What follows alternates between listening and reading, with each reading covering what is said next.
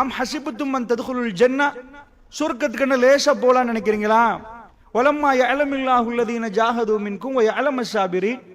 இதற்கு அதாவது அல்லாஹ் கேட்கிறான், சொர்க்கம்னா அவ்வளோ சீப்பா? நீங்க வெளிநாட்டு பயணங்கள் மேற்கொள்றீங்க, அதுக்கு இவ்வளவு டிக்கெட்னு கணக்கு பாக்குறீங்க, சொர்க்கத்துக்கு என்ன உடனே திறந்து தந்துரும் நினைக்கிறீங்களா? இல்ல. வலம்மா யஅலமில்லாஹு அல்லதீன ஜாஹது மின்கும், உங்களில் யாரு தியாகிகள் என்று நான் அடையாளம் காணாமல், அல்லாஹ் சொல்றான், யாரு தியாகிகள் என்பதை நான் அறியாமல் உங்களில் யார் பொறுமையாளர்கள். ரெண்டு விஷயம், சொர்க்கத்துக்கு டிக்கெட் எடுக்கிறதுக்கு ரெண்டு குவாலிஃபிகேஷன் வேணுமா? அந்த ரெண்டு குவாலிஃபிகேஷன்ல ஒரு ஆள் தியாகம் பண்ணணுமா, அவர் அர்ப்பணிக்கணும். தனக்கு நேரங்காலத்தை அல்லாஹ் கொடுத்த உடனே இந்த நேரங்காலத்துல தனக்கு தன் குடும்பத்துக்கு வீடு சொத்து வாசல் பங்களா காணி பூமி எல்லாம் சேகரித்து விட்டேன் இறைவா, நான் இப்போ ஓகே தானே? இல்லை. அல்லாஹ் ஜல்ல ஷானஹு வ தஆலா சொல்றான், தியாகம் பண்ணுங்கள். பணம் தந்தவர் பணத்தை செலவழிக்கணும், இல்ம தந்தவர் இல்மை ஊர் ஊரா போய் சொல்லணும். உங்களுக்கென்று எது கொடுக்கப்பட்டதோ அந்த கொடுக்கப்பட்டது உங்களுக்கு அல்ல. அல்லாஹ் சூரத்துல் பக்ராவை தொடங்க போக்கிலே சொல்றான், தந்தது நாம் தந்தது கொடுப்பதற்கு. இந்த நேரம் காலங்கள்லாம் நம்ம பிள்ளைகளுக்கு எல்லாம் நம்ம நிறைய கொடுக்கணும், குடும்பத்துக்கு கொடுக்கணும். சஹாபாக்கள் முழுக்க அப்படிதான் கொடுத்தார்களா? அதனால் நான் அவைகள்லாம் விவரமாக பேசவில்லை, இஸ்லாம் சொல்லுகிற கண்ணோட்டத்தை உங்களுக்கு சொல்கிறேன். அதனால் இஸ்லாம் என்ன சொல்லுது, நீங்க தியாகிகளாக மாறாத வரைக்கும் உங்க லைஃப்ல என்ன தியாகம் செய்திருக்கிறீர்கள் என்பதை நீங்க உங்களுக்கு அறிவீங்க. உங்க கல்புக்கு தெரியும் என்ன தியாகம் பண்ணிட்டோம், எவ்வளவு பிரச்சனை வருகிற நேரம் என்ன பொறுமையாக இருந்தோம். பொறுமை என்றா கோபம் வர்ற நேரம் உள்ள பொறுமையை மட்டும் குருவான் சொல்லல. நிறைய பேர் கோபம் வர்ற நேரம் பொறுமைன்றாங்க. அது மட்டும் இல்ல, அதை விட வீட்டுல பெரும் பெரும் பிரச்சனைகள் வரும், ஊர்ல பிரச்சனைகள் வரும். அந்த நேரத்தில் குற்றம் செய்யாத நீங்கள் குற்றவாளியாக காட்டப்படுவீங்க. உங்களை தாறுமாற திட்டுவார்கள், உங்க கல்வி வேதனைப்படும். அந்த மாதிரியான நேரம் வலக்கது நாளும் அன்னக்கு எதைக்கு சதுருக்கு பிமா யகூலும், நபியே எங்களுக்கு திட்டமாக தெரியும் உங்க கல்வி இருகுது, அவங்க பேசுறதை கேட்டு உங்க கல்வி நோகுது வலிக்குது. ஏண்டா நீங்க செய்யாத ஒன்றுக்கும் சும்மா சும்மா திட்ட ஆரம்பிக்கிறாங்க. உங்களை மஜ்னூன் என்றாங்க, பைத்தியம் என்றாங்க, கத்தாப் என்றாங்க, பொய்யன் என்றாங்க, கவிஞன் என்றாங்க, சூனியக்காரன் என்றாங்க. இப்படி எல்லாம் சொல்ற நேரத்தில் எங்களுக்கு தெரியும் அன்னக்கு எதைக்கு சதுருக்கு பிமா யகூலும், அவர்கள் சொல்லுவதை கொண்டு உங்கள் நெஞ்சி வேதனைப்படுகிறது என்று எங்களுக்கு தெரியும். ஃபஸப்பிஹ் பிஹம்தி ரப்பிக, நபியே நீங்கள் தஸ்பீஹ் பண்ணுங்கள் என்று அல்லாஹ் சொல்றான். இதுதான் தியாகம், இதுதான் பொறுமை. அல்லாஹ்வுடைய நல்லடியார்களே, நான் உங்களுக்கு ஏன் இதை சொல்கிறேன் தெரியுமா? குர்ஆன் நெடிகளும் நீங்கள் பார்த்தீர்கள் என்று சொன்னால் பொறுமையாளர்களை பத்தி அல்லாஹ் சொல்றேன், இன்னல்லாஹ் மஅஸ் ஸாபிரீன், பொறுமையாளர்களோடு அல்லாஹ் இருக்கிறான் என்கிறான் அல்லாஹ். யாரோடு இல்லாவிட்டாலும் பொறுமையாளர் போகிற நேரம் இந்த உலகத்தில் 1000 பொடிகார்டுகள் இருக்கலாம். ஒரு பெரியவருக்கு, ஒரு பெரிய ஆளுக்கு முன்னாடி பின்னாடி 4 இருக்கலாம். ஒரு பொறுமைசாலிக்கு அல்லாஹ் இருக்கிறான். இன்னல்லாஹ லா யுக்லிஃபுல் மிஆத், அல்லாஹ் வாக்குறுதி மீறவே மாட்டான். பொறுமைசாலியோடு அல்லாஹ் இருக்கிறான் என்பதை அல்லாஹ் சொல்கிறான். இன்னொரு இடத்துல அல்லாஹ் சொல்றான், வலனபுலுவன்னகும் பிஷைஇன் மினல் கௌஃபி வல் ஜூஇ வ நக்ஸி மினல் அம்வாலி வல் அன்ஃபுஸ் வஸ்ஸமராத் வபஷிரிஸ் ஸாபிரீன். இது என்னப்பா, நிறைய பேர் இதை ஜன்னான்னு நினைக்கிறார்கள். துபாய்க்கு போனா ஜன்னாவோட ஒரு துண்டு தான் என்று பார்க்கிறார்கள்.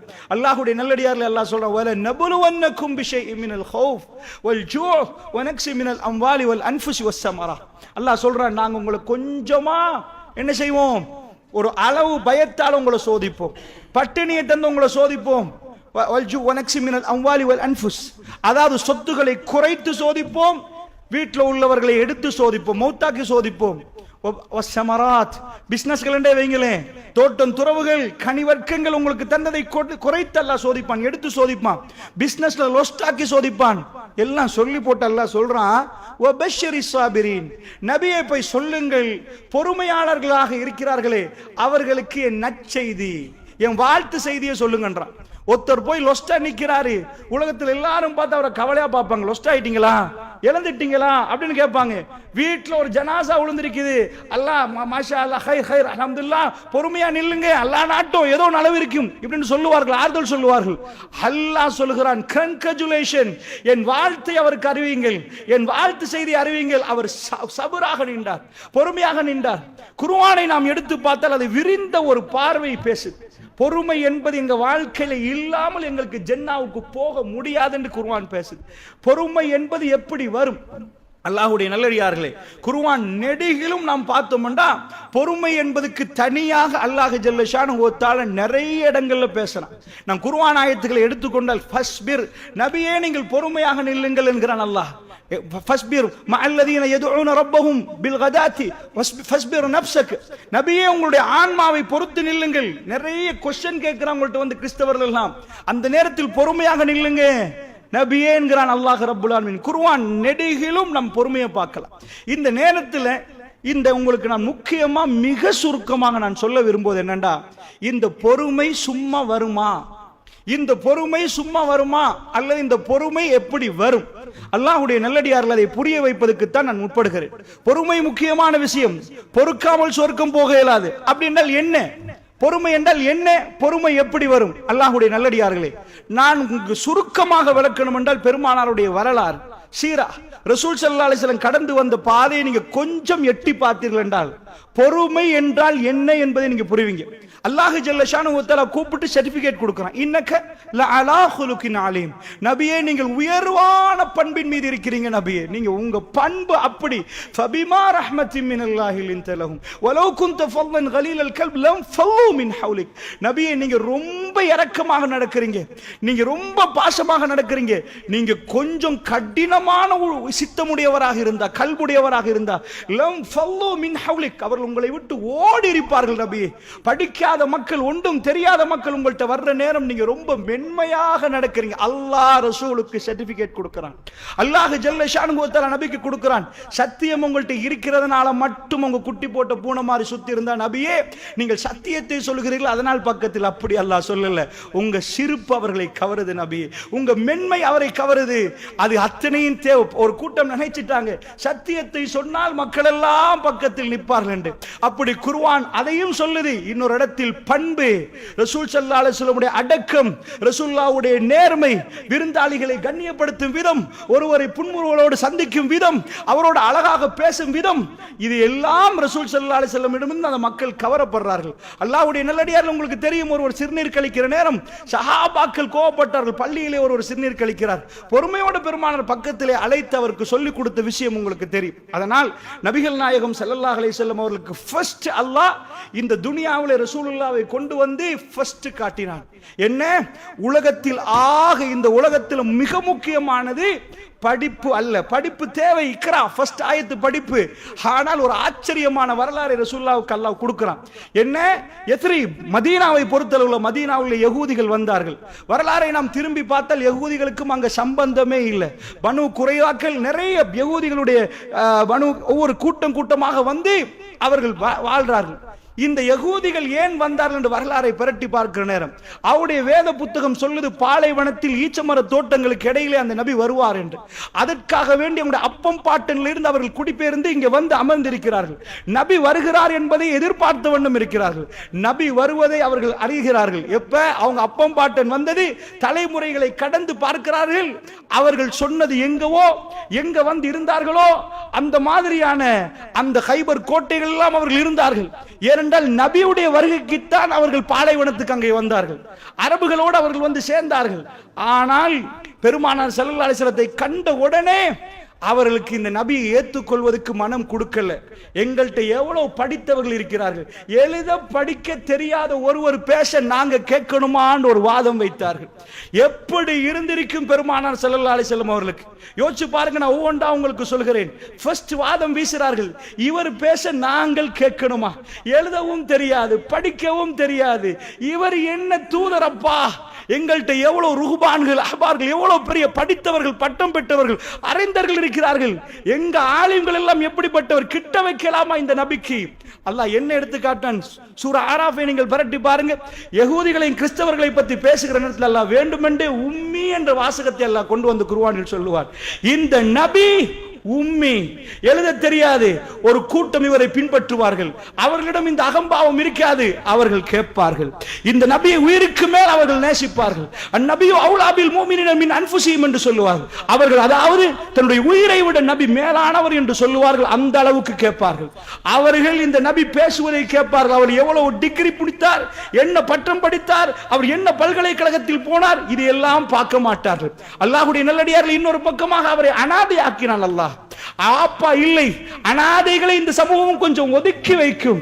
அல்லாஹ் ஜல்ல ஷானுஹு வ தஆலா அப்படியெல்லாம் கொடுத்து பெருமானார் ஸல்லல்லாஹு அலைஹி வஸல்லத்துக்கு இந்த இதோட கொண்டாந்து உம்மத்துல இறக்குறான். இது எப்படி இருந்திருக்கும் பெருமானார் கேட்கிற நேரம் உங்களுக்கு கேட்டா எப்படி இருக்கும்? நீங்கள் அந்த மாதிரி மக்கள் மன்றத்திலே போய் சத்தியத்தை சொல்லுகிற நேரம் உங்களை தூக்கி வீசுகிறார்கள் என்றால் எப்படி இருக்கும்? பெருமானார் ஸல்லல்லாஹு அலைஹி வஸல்லத்துக்கு அல்லாஹ் எப்படி பொறுமையை கொடுத்தான் தெரியுமா? அல்லாஹ்வுடைய தூதருக்கு நீங்க கொஞ்சம் வீட்டுக்கு போய் கணக்கு போட்டு பாருங்க. உங்க வீட்டுல அதாவது உங்களுக்கு என்ன வேணும் அப்படின்னு நினைச்சீங்கடா, உங்களுக்கு ஒரு நல்ல மனைவி, வீட்டுல பிள்ளைகள், வாகன வசதிகள், அந்த மாதிரி தோட்டம் துறவு, முன்னாடி 4 வாகனம், இப்படி இருந்தா உங்களுக்கு என்ன தேவை? எல்லாத்துக்கு மேல இன்னொன்று தேவை வரும். ரோட்ல போற நேரம் ஹாஜியார் எப்படி கண்ணியமானவர், இவர் தான் ஊர்லயே பெரியவர், கடைசியா அதை தேடுவீங்க. பெருமானார் ஸல்லல்லாஹு அலைஹி வஸல்லம் 25 ஆகிற நேரத்தில் அல்லாஹ் எல்லாத்தையும் கொடுத்துட்டான். ஹதீஜா அம்மா அவர்கள் விரும்பி கேட்கிறாங்க ரசூலுல்லாஹ், நான் உங்களை மணமுடிக்க தயார், நீங்க தயாரான்னு கேட்கிறாங்க. ஹதீஜா அம்மா கணவன் இறந்து பலர்கள் போட்டி போட்டிருக்கிற நேரம் பெருமானார் ஸல்லல்லாஹு அலைஹி வஸல்லம் 40 வயசு ஹதீஜா அம்மாவை திருமணம் முடிக்க சம்மதிக்கிற நேரம் நாயகம் ஸல்லல்லாஹு அலைஹி வஸல்லம் அவங்கள்ட்ட ஊழியனாக நிற்கிறாங்க, ஒர்க்கர். ஹதீஜா அம்மா பொஸ். அவர்களை மணம் முடித்த உடனே ஓவர் நைட் ஒரே நாளில் பெரும் செல்வந்தராக ரசூலுல்லாஹ் மாறிட்டாங்க, பெரும் செல்வந்தராக மாறிட்டாங்க. ஹதீஜா ரலியல்லாஹு அன்ஹாவுக்கு 6 பிள்ளைகள், 2 ஆம்பளை புள்ள 4 பொம்பளை புள்ள. ஒரு வாப்பா வீட்டுக்குள்ள நுழைஞ்சி 2 ஆம்பளை புள்ள 4 பொம்பளை புள்ளையோட கொஞ்சம் குழாவுற வாழ்க்கையை கொஞ்சம் யோசிச்சு பாருங்க.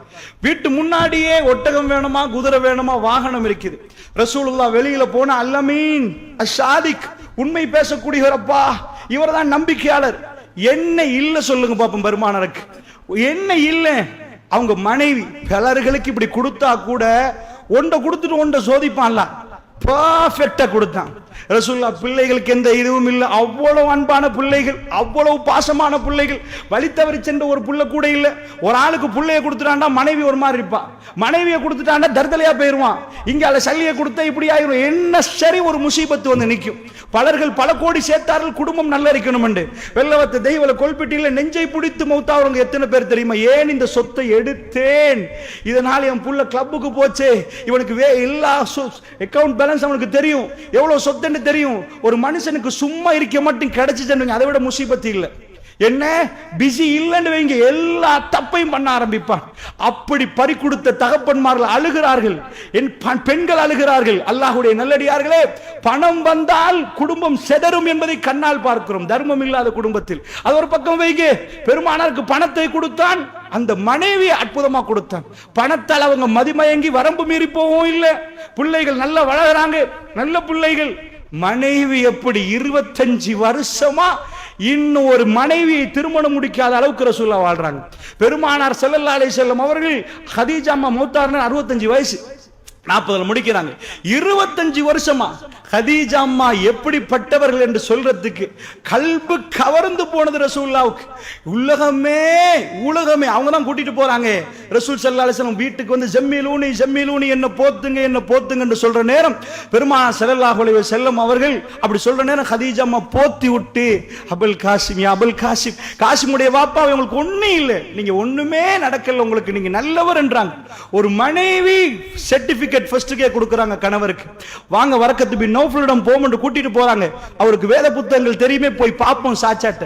அவர் சொல்லுகிறார். அவ்வளோத்தையும் கேட்டுட்டு ஹதீஜா ரலியல்லாஹு அன்ஹா அவர்களை பக்கத்தில் நிற்கிறார். ரசூலுல்லாஹ் பார்த்து சொல்லுவாங்க, நீங்க தான் அந்த நபியா? அந்த நபி நீங்களாக இருந்தால் உங்களை விரட்டுவார்கள். ரசூலுல்லாஹ் கேட்பாங்க, அஃப முஹ்ரிஜியஹும், என்னை இவர்கள் விரட்டுவார்களா? அஷாதிக் என்கிறார்களே, அல் அமீன் என்றார்களே, என்னை தானே வைத்தார்கள், உங்களை விரட்டுவார்கள். ரசூலுல்லாஹ் திரும்ப கேட்டார்கள், என்னை விரட்டுவார்கள் இவர்கள்? ஆச்சரியமான கேள்வி. நபியில் அவருக்கு ஆச்சரியம், இவர்கள் என்னை விரட்டுவார்களா? ஆமா, நபிமார்கள் அப்படித்தான் என்றார்கள். அந்த நேரத்திலே அவர் முன்னாடி வந்து மக்களுக்கு சொல்கிற நேரம் எல்லோரும் எதிர்த்தார்கள், எல்லோரும் எடுத்தார்கள், எல்லாரும் மண்ணை அள்ளி வீசினான் அபூ லஹப். இந்த மாதிரி ரசூல் ஸல்லல்லாஹு அலைஹி வஸல்லத்துக்கு ஏசுற நேரம் பக்கத்தில் ஓடி வந்து ரசூலுல்லாஹ் கையை ஃபர்ஸ்ட் பிடிச்சி நாயகம் ஸல்லல்லாஹு அலைஹி வஸல்லத்துக்கு முதல் உறுதியாக நின்றது ஹதீஜா அம்மா அவர்கள். அஷ்ஹது அன் லா இலாஹ இல்லல்லாஹ் என்று சொல்லி பெருமானார் ஸல்லல்லாஹு அலைஹி வஸல்லத்துக்கு பையத்து பண்ணி பக்கத்தில் நின்று, என் கணவர் போய் சொல்ல மாட்டார், அவரோட வாழ்ந்த வாழ்க்கை எனக்கு தெரியும், அவர் யார் என்று தெரியும் என்று ஜஸீரத்து, அதாவது மக்காவே எதிர்க்கிற நேரம் பக்கத்தில் வந்து நின்றவர்கள் ஹதீஜா அம்மா. ஆயிஷா நாயோடு வாழுகிற நேரம் வீட்டு கதவை தட்டுவார்கள் கதீஜா நாயி தங்கச்சி. ரசூலுல்லாஹ் சொல்லுவார்கள், என் கதீஜா குரல் என்பார்கள். ரசூலுல்லாஹ்வுக்கு மறக்க முடியாத பதிவுகளை மேற்கொண்டவர். வீட்டில் அன்பான மனைவி இல்லையா, செல்லமான பிள்ளைகள் இல்லையா, என் ஈரக்கொலை ஃபாத்திமா வளர்றார்கள். அங்கே ரசூலுல்லாஹ்வுடைய பிள்ளைகள் எல்லாம் ஒரே ஒரு பிள்ளை தான் மதீனாவுல கிடைக்குது. மற்ற 6 பிள்ளையும் கதீஜா அம்மாவுக்கு கிடைச்ச பிள்ளைகள் எல்லாம் இருக்க அல்லாஹ் ஜல்ல ஷானஹு வ தஆலா 40 ரசூலுல்லாஹ் அடைகிற நேரம் ரசூல் ஸல்லல்லாஹு அலைஹி வஸல்லத்துக்கு நபித்துவத்தை கொடுக்கிறதுக்கு அல்லாஹ் அத்தனையும் கேட்டான். ஒரு ஒன்றை வாங்கணுமா இருந்தா நீங்க சொத்தை கொடுத்து தான், அவங்க சல்லியை கொடுத்தாதான் உங்களுக்கு காணி கிடைக்கும், வீடு கிடைக்கும். அது இயல்பு. இதுதான் துனியா ஆகிரா. எதையும் கொடுக்காம எனக்கு கிடைக்கும் என்ன கிடைக்கும் நினைக்கிறீங்க? என்ன கிடைக்கும்? அல்லாஹ்வுடைய நல்லடியார்கள் கொடுத்தால் தான் கிடைக்கும். பெருமாடம் அல்லாஹ் கேட்டான், பிள்ளைகளை கேட்டான், மனைவியை கேட்டான், வீடு வாசலை கேட்டான், தோட்டம் துறவை கேட்டான். எல்லாம் கொடுத்த ஒத்த உடுப்போட ரசூலுல்லாஹ் காபத்துல்லாஹ் புடவையை பிடித்து சொன்னார், உன்னை விட முடியாது என்றாங்க பெருமானார். திரும்ப பார்த்து பார்த்து போனார்கள். எல்லாத்தையும் கொடுத்த ரசூலுல்லாஹ் ஊரையே கொடுத்து விட்டார்கள். ஊரையே கொடுத்து விட்டார்கள். இவர்கள் தானே புகழ்ந்து புகழ்ந்து அசாதிக் என்றார்கள், அல்லமீன் என்றார்கள். இப்ப ரசூலுல்லாஹ் பார்த்து கத்தாப் என்றார்கள். கத்தாப் பேச்சை கேட்டுட்டு எல்லாரும் அவரோட பேச்சை கேட்டுட்டு மஜ்னூன் மென்டல் ஆயிட்டாரு போல, உரத்துறாரு. 7 வானத்திலிருந்து இறைவன் அவரோட பேசுறானா, வேற ஒருவர் கிடைக்கவில்லையாண்டார். இதையெல்லாம் தாக்கு பிடிக்கிறதுக்கு என்ன வேணும்? நான் கேட்கிறேன், இவ்வளவும் கொடுத்து எல்லாம் ஓகே லைஃப்ல கொடுத்துட்டு அல்லாஹ் எல்லாத்தையும் கேட்டுட்டு பெருமானார் முதல்ல இந்த ஆரம்பிக்கிற ரசூலுல்லாஹ்வுக்கு அற்புதமான வாழ்க்கை. பெருமானாரிடம் கேட்டா, முதல் வாழ்க்கை முக்கியமா, இந்த வாழ்க்கையாண்டா? ரசூலுல்லாஹ் பிந்திய வாழ்க்கையை தேர்ந்தெடுத்தார்கள். அவர்கள் இறைவனோட பேச ஆரம்பித்தார்கள். அவர்கள் பொறுமையோடு நின்றார்கள். இன்னல்லாஹ மஅஸ் ஸாபிரீன், பொறுமையாளரோடு அல்லாஹ் இருக்கிறான். அல்லாஹ்வை அவர்கள் பார்க்காமல் பார்த்தார்கள், நேரடியாக பார்க்காமல் அல்லாஹ்வுடைய உதவியை நேரடியாக பார்த்தார்கள். தன்னோட இறைவன் இருப்பதை உணர்ந்தார்கள். அல்லாஹ்வுடைய நல்லடியார்களே, அதனால் நான் உங்களுக்கு என்ன புரிய வைக்கிறேன் என்று சொன்னால், இந்த துனியாவுடைய வாழ்க்கையை பொறுத்தளவிலே பொறுமை என்பதுதான் அடிப்படை. அந்த பொறுமை என்ற பாடத்தை படித்து தருவதற்கு தான் பெருமானாரிடம் அல்லாஹ் எல்லாத்தையும் எடுத்து, இவருக்கு ஏன் ஜன்னாவுல உயர்வான அந்தஸ்து தெரியுமா, இவர் கிரேடிங் ஏன் மேல தெரியுமா, இவர் அத்தனையும் இழந்தார்.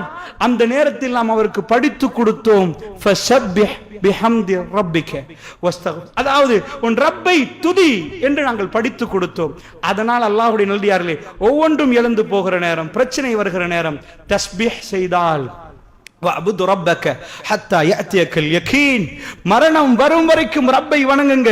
தொழுகையை கூட்டினால் நிச்சயமாக அவர்தான் பொறுமையாளர். அவருக்கு தான் பொறுமை. பொறுமை வளர்க்கிறதுக்கு ஒரு எக்ஸசைஸ் பண்ணாதான் பாடி பில்ட் ஆகும். எந்த எக்ஸசைஸ்? மைண்ட்ல அல்லாஹ்வை நினைத்து கொண்டு ஜிக்ர் பண்ற ஒருவர் பொறுமைசாலியாக மாறுவார். இதைத்தான் குர்ஆன் தெளிவாக சொல்லுது. அல்லாஹ் ஜல்ல ஷானுஹு வ தஆலா அதை புரிந்த அடியார்களாக மாற்றி அருள் புரிவான். அல்ஹம்துலில்லாஹ். எல்லாம் வல்ல அல்லாஹ் ஜல்ல ஷானுஹு வ தஆலாவை போற்றி புகழ்ந்து நபிகள் நாயகம் ஸல்லல்லாஹு அலைஹி வஸல்லம் அவர்கள் மீது ஸலவாத்தும் ஸலாமும் சொல்லி ஆரம்பிச்சு. அல்லாஹ்வுடைய நல்லடியார்களே, திருக்குர்ஆனை பொறுத்தளவுல பொறுமையை படிக்க வேண்டும் என்றால் சூரா யூசுஃபை நீங்கள் தெளிவாக படிக்கணும். சூரா யூசுஃபை பொறுத்தளவுல நீங்க யூசுப் அலைஹிஸ்ஸலாமுடைய உம்மா பேர் என்ன என்பதை அதுல பார்க்க மாட்டீங்க.